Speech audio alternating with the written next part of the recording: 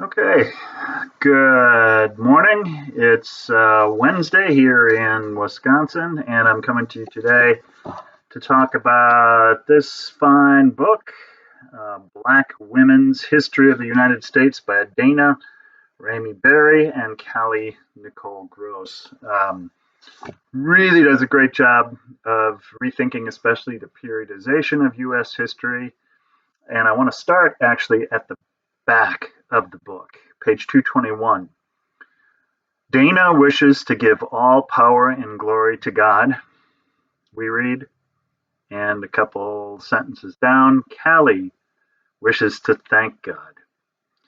So we have underneath what is a pretty ruthlessly secular book, a theological motivation.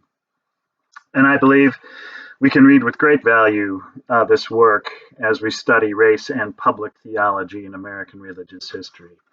If you take a look at the introduction, there are 7 themes that the authors contract with the reader to follow through, and they do a really great job of weaving all 7 of these themes plus more into the book. The 7 themes are mobility or migration, violence, activism and resistance, labor and entrepreneurship, including unrelenting poverty. 5th, criminalization and incarceration. 6th, culture, which includes religion and theology. And then 7, sexual practices and erotic desires. So these are the 7 content topics for the book that the authors then weave together into a really remarkable new narrative of American history, of the history of the United States.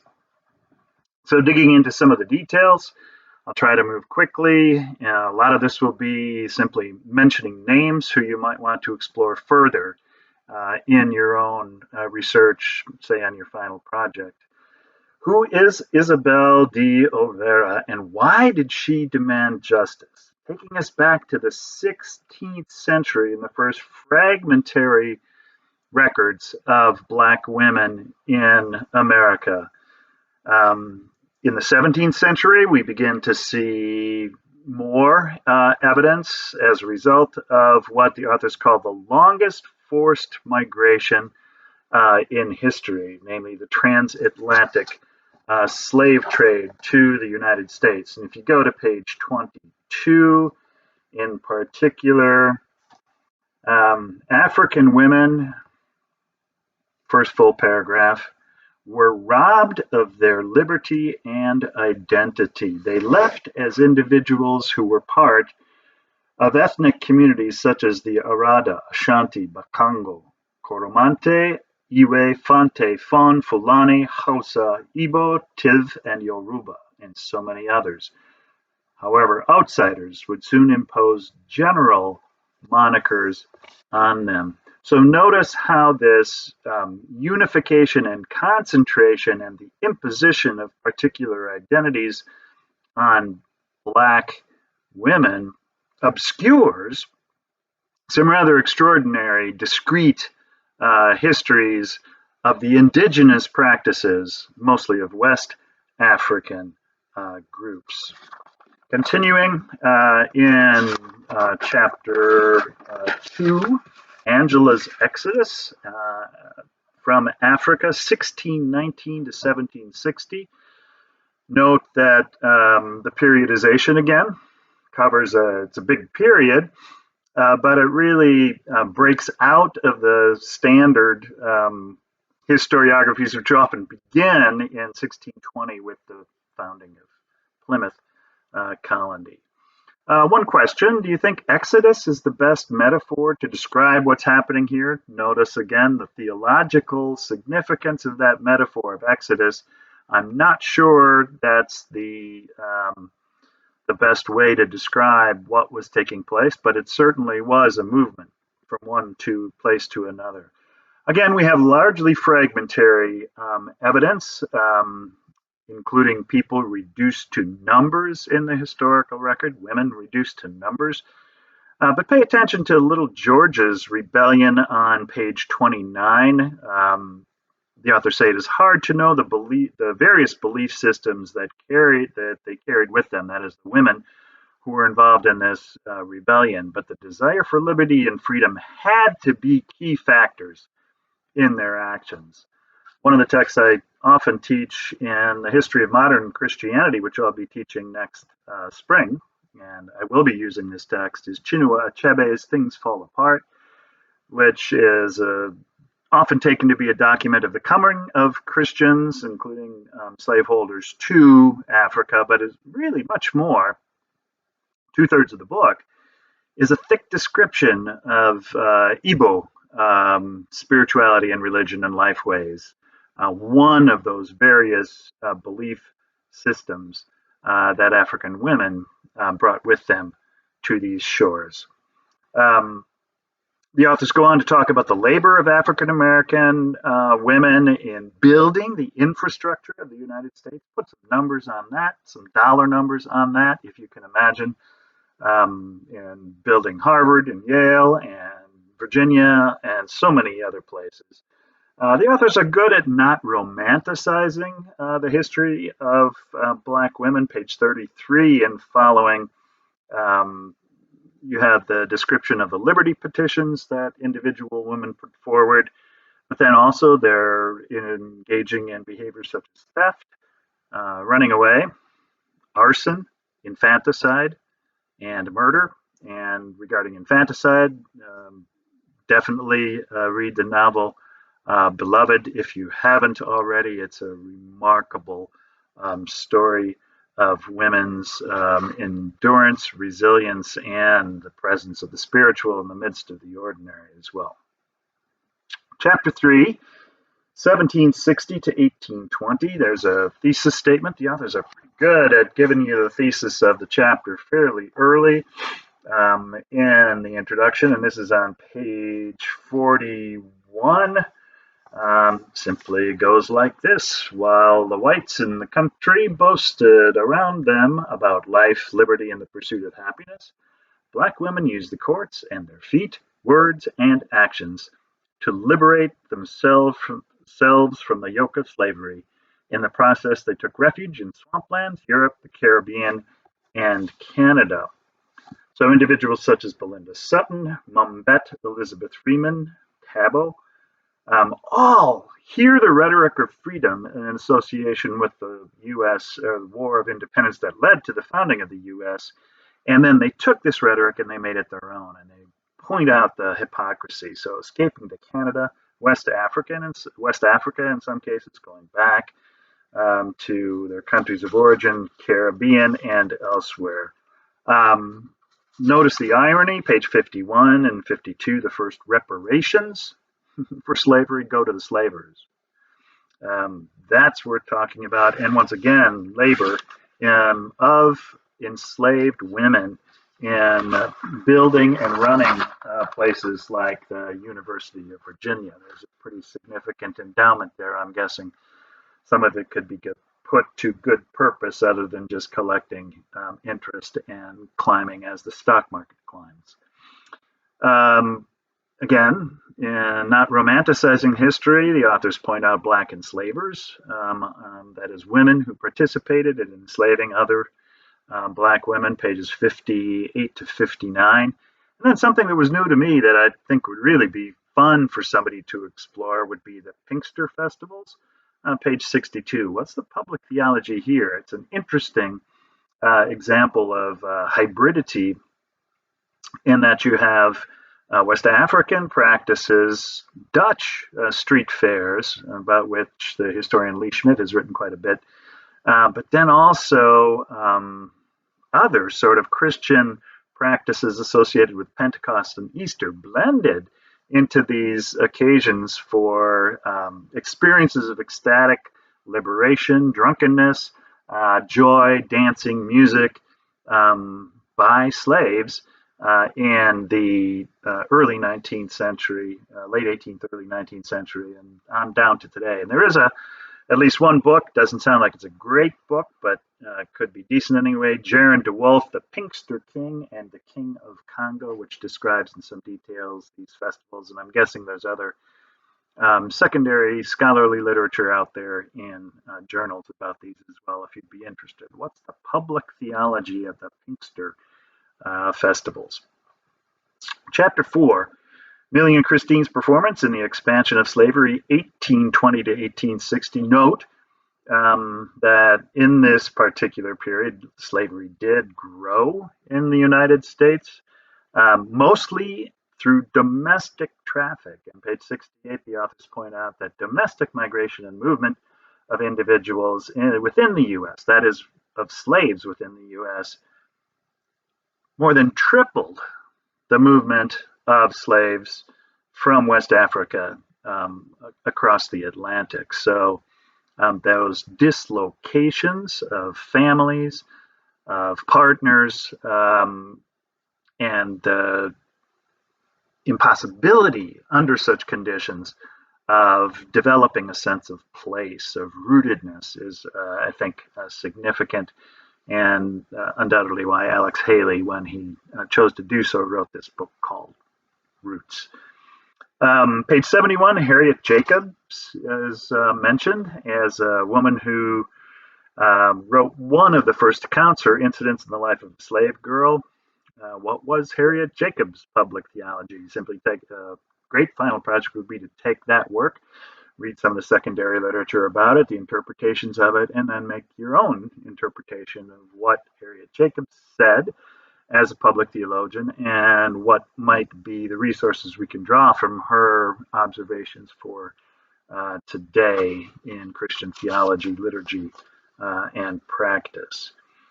Page 78, repeated theme of rape and sexual violence, the forced coupling of women with other enslaved men, or, of course, with masters, slaveholders. On a happier note, the story of Anna Murray, the wife of Frederick Douglass, who was an abolitionist and suffrage fighter. They both were. And I did not know this, but Anna Murray financed Frederick Douglass's flight to freedom. That's a relationship worth exploring. And apparently their daughter wrote a memoir about her parents, and it might be an interesting source. I think Douglass's public theology is absolutely fascinating. I lean on it really heavily in my book, Empire of Sacrifice, in the chapter about race. Incredible stories of resistance are documented, pages 80 to 84, including the story of Gerina Lee, whose autobiography is remarkable. I draw upon that quite heavily in Empire of Sacrifice as well. She's a Philly woman and most definitely a public theologian and preacher. See her autobiography, which is also collected in a book entitled Sisters of the Spirit, Three Black Women's Autobiographies, published in a recent edition by IU Press. Chapter 5, The Demise of Slavery. Notice again the differing periodization, 1860 to 1876. The war produces trauma and violence against Black women, and yet there are clandestine ways that Black women help to move themselves one step closer to freedom, including spying on the Confederacy and communicating with the Union Army, and serving as medics and nurses and on both sides of the conflict as well. Well-known figure, Harriet Tubman. What was her public theology? Doesn't get discussed here in this book, but her name's mentioned, and she is called the Moses of her people. I'm guessing there's some remarkable theological legacies that can be drawn forward from a close study of Harriet Tubman. I'd really be interested in work on Charlotte Fortin Grimke, who is from Philadelphia.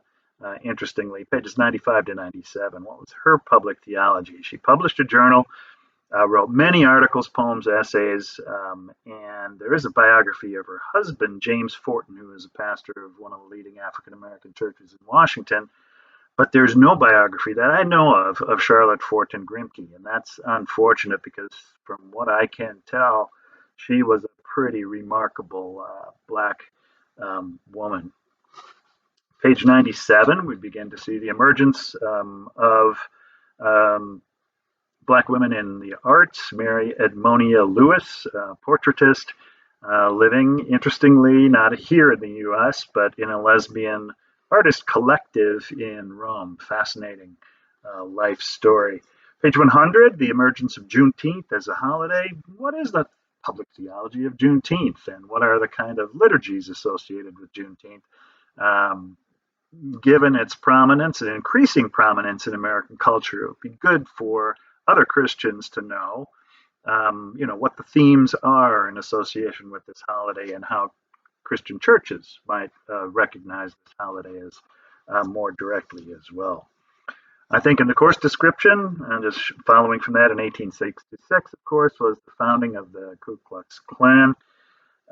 There is definitely a public theology drawing from Christianity in that organization, all the way down to today, connected quite directly to the kind of white supremacist efforts underway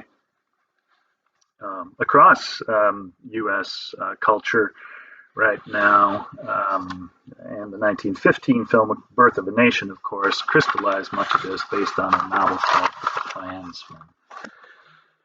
Chapter 6, the dawning of Black women's era, 1876 to 1915. Note again the periodization. This really understood as a period in which Black women began asserting a more direct public voice, speaking on behalf of their own interests and desires. Um, Starts with a tragic story of Frances Thompson, robbed and gang raped in the Memphis riot of 1866. How many of you have heard of this Memphis riot? And of Frances Thompson, who was, by her own description, of double sex. So, a transgender black woman in the historical record. Thesis of the chapter, once again, on page 106, where the authors right. I take that back. Yeah, it's page 106. Black middle-class women would come to regard this moment, this era, as marking a new era for African American womanhood.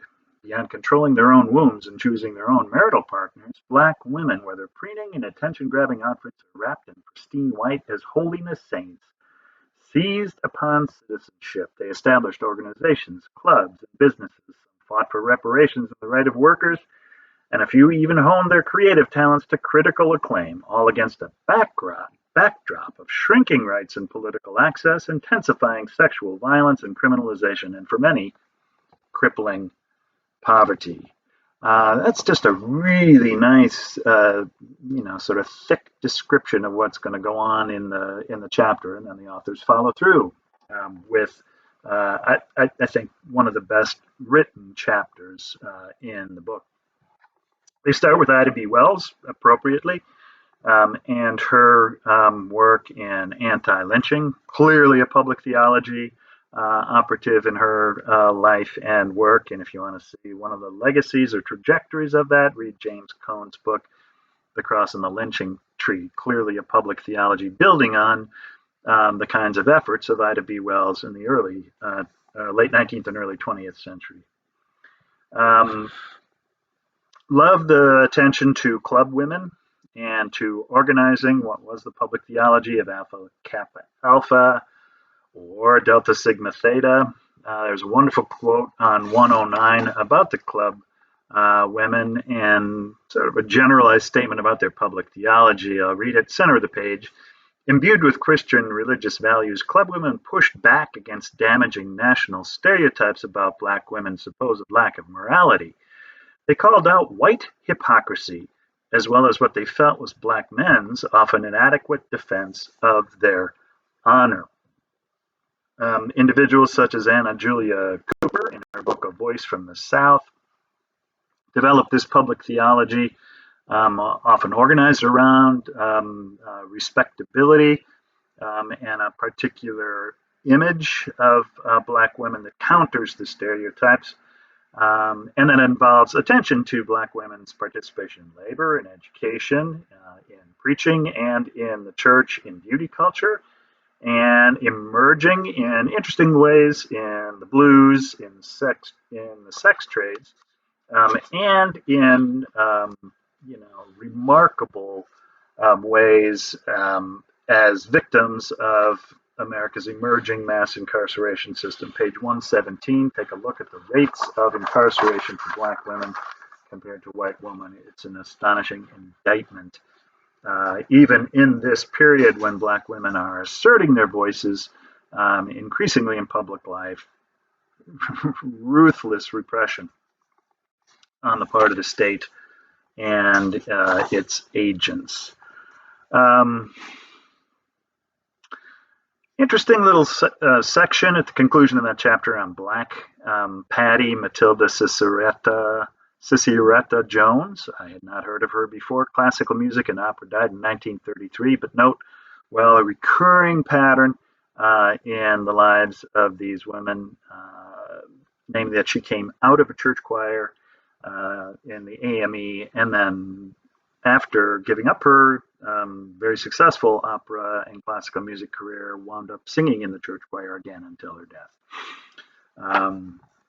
There's a public theology operative in church choirs and gospel music for sure. Chapter 7, Migration and Depression, 1950 to 1940, really centers here on Harlem, and rightfully so, with the Harlem Renaissance underway. Individuals like Augustus Savage, the sculptor, and the emergence of jobs in association with World War I, jobs for Black women.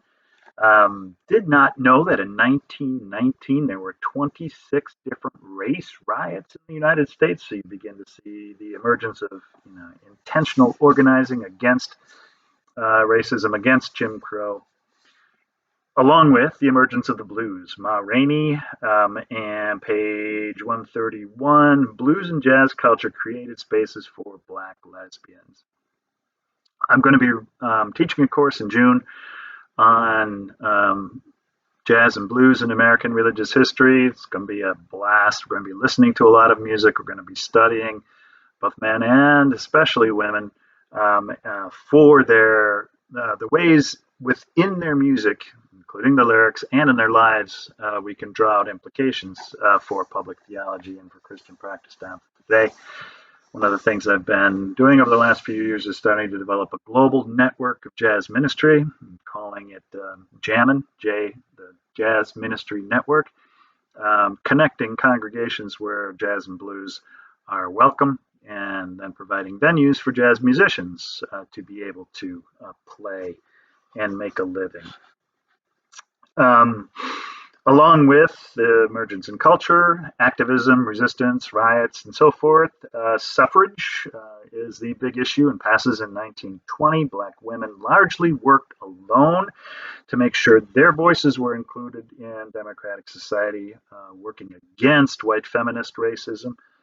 It was pretty deep, but once suffrage passed, voter drives emerged alongside moves for Black nationalism. Someone like Amy Jacques Garvey. What was her public theology? Check it out, page 135.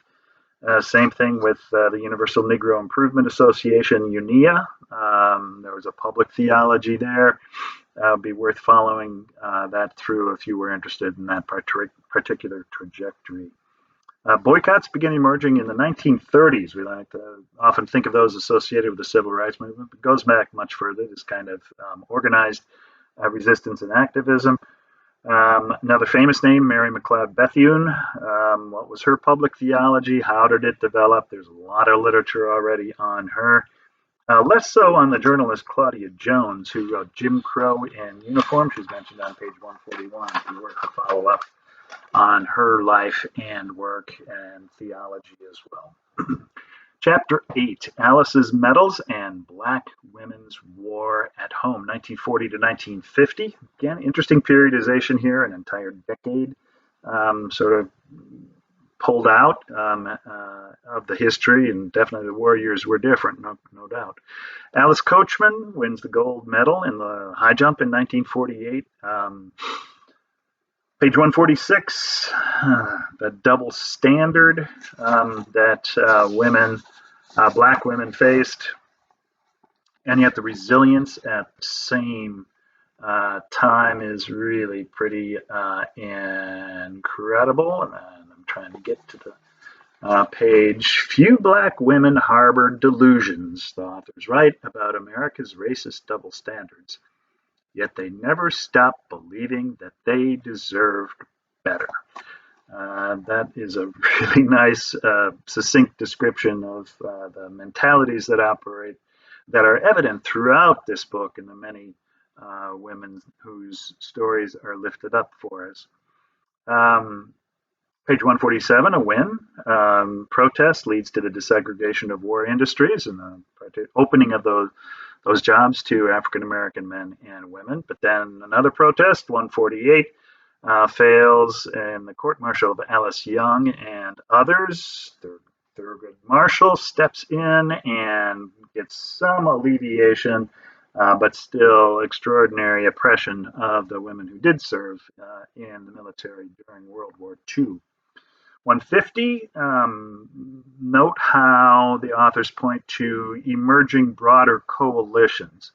That is, Mabel Staupas and the black nurses start organizing, but it quickly becomes not just black nurses, but all nurses. And so you begin to see at these intersections the possibility of greater power. Hannah Arendt defines the great Jewish philosopher defines power as the capacity of people to act in concert. If that's so, then greater power is found in coalitions, in greater capacity, greater numbers, critical mass, whatever you want to call it. Nice little excursus about black women in film, including the stereotypes that exist, but also pay attention to a film like Cabin in the Sky from 1943 featuring the Duke Ellington Orchestra. One more commercial. In my course on jazz and blues, we'll also be studying some of the films about jazz and blues, trying to pull out theological and historical themes from them. Can you tell I'm excited about that course? I think it's going to be a blast. Literature, too, Zora Neale Hurston, Their Eyes Were Watching God, a bestseller in 1937. The ongoing problem of sexual violence and rape. And note well, this is how Rosa Parks first becomes involved through her organizing work with the NAACP. Chapter 9, Aurelia's lawsuit versus Jim Crow. So 1950 to 1970, a couple decades here. I like this phrase of everyday heroism. It seems to me that's a theme in public theology that often doesn't get enough attention. I tend to focus on the leaders, the heroes, but it's often the individuals doing the work every day behind the scenes, not necessarily in the media spotlight, who make things happen. Love the attention to Mamie Till Mobley, the mother of Emmett Till, who took the courageous step in public theology of an open casket for her son's funeral, and the influence of that act in public theology, that ritual act. We're still living with this. If you've been to the Museum of African American History in Washington, D.C., you know what I'm talking about. The names here just sort of roll out during these decades. They're remarkable. Rosa Parks, Pauli Murray, Ella Baker, Unita Blackwell, Diane Nash, Gwendolyn Zohara Simmons, Aretha. If you haven't seen Respect yet, Lisa and I watched it last night. It's an amazing movie. Again, her church life is all over her story. Nina Simone, Fannie Lou Hamer, the girls who are integrating schools from 1957 on, again facing issues of rape, such as Betty Jean Owens in 1959. The white boys were actually found guilty and punished for this, turning point in that era. But then you get Four Little Girls in 1963, the Spike Lee film about the bombing in Birmingham. So ongoing, back and forth, violence, oppression, systemic racism, unrelenting poverty, and yet faith and resilience. A wonderful quote on page 180 about the strength of faith of women. It's done really deftly and with a light touch by these two authors, and yet there's the sub theme throughout the book. I wish they had made it more explicit. There's a risk in doing so, of course. You get pigeonholed then, but the fact of the matter is, for so many of these women, their faith was an incredible source of strength, and their articulations of that faith in public theology are worth attending to today as well.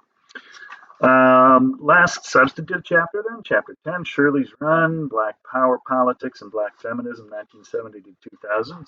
Picks up with Shirley Chisholm, and interestingly, the resentment that she experiences was from within the Black community as well.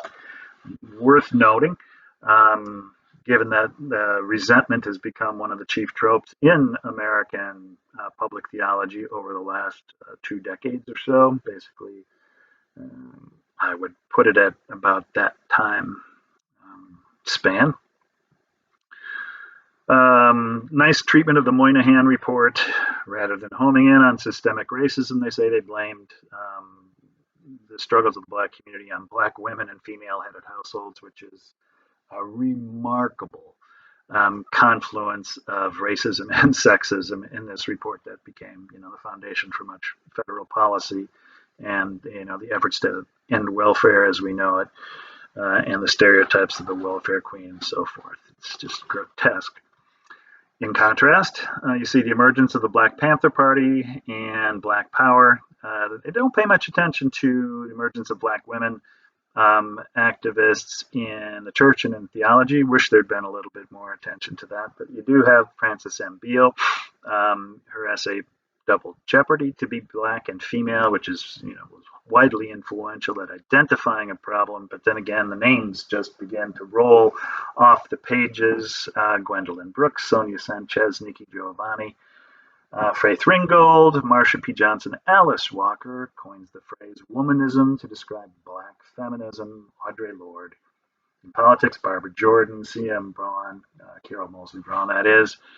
And so many others. The emergence of activism regarding South Africa, so developing this global sense, and I think this is something that is really important for the future as well, that Black women and all of us develop a more inclusive global perspective that is getting beyond merely the national sort of limitations of research and thinking.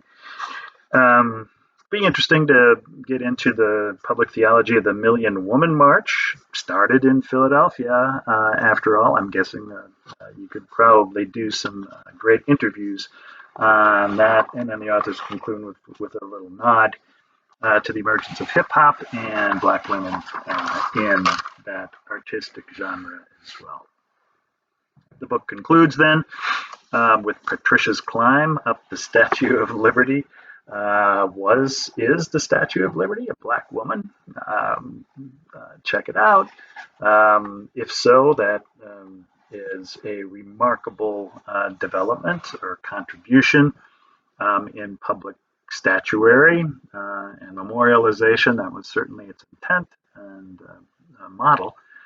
Anyway, page 213, conclusion of the book.